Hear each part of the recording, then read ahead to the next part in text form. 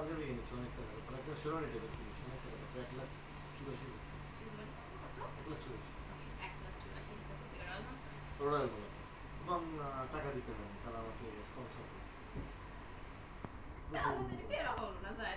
কিনতে দেয় না আমাকে, সব তো গিফট আছে দেখছি।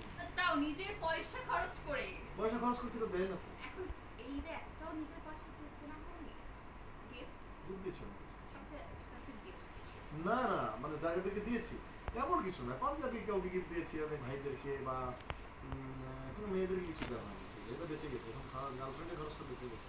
আচ্ছা আচ্ছা, জায়েদ ভাই তো সরি, জায়েদ তো কখনো ব্র্যান্ডের জিনিস ছাড়া পড়ে না। জায়েদকে নায়িকারা সবচেয়ে এক্সপেন্সিভ গিফট বা গার্লফ্রেন্ড সবচেয়ে এক্সপেন্সিভ গিফট ডায়মন্ডের আংটি দিয়েছে, পুরো ডায়মন্ড বসানো। একটু জয়ী আমরা যেটা চিনি না তা তোমরা কাকে চিনো ভাই? আমরা যেটা চিনি তার আগে নাকি এসে কাকে চিনো কেন? আপনি চান আমি নামটা বলি? নাম কেন আগে বলো শুধু তুমি? নাম বলার তুমি পর অনেক ভাইরাল হয়ে গেছিলাম কিন্তু বাঙালি কেমন জানো তো? বলো। কোনো গরুর দুধ বেশি খেলে বলিস গরুটা মস্ত, তো মাংসটা খেয়ে দেখতো। আচ্ছা তো তুমি জানছো যে আমার গার্লফ্রেন্ড এর মধ্যেই থাকো, কোন গার্লফ্রেন্ড, আবার বল লম্বাটা না খাটোটা, না সুন্দরটা না কালোটা, দরকার কি এত তোমার অ্যানালিসিস?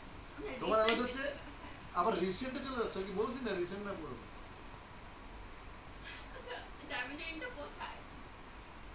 বক্সে যথারীতি, তার সাথে নিয়ে ডায়মন্ড হাতে দিয়ে ঘুরবো? ফেরত দিয়ে দিয়েছে? কেন ফেরত দেবো?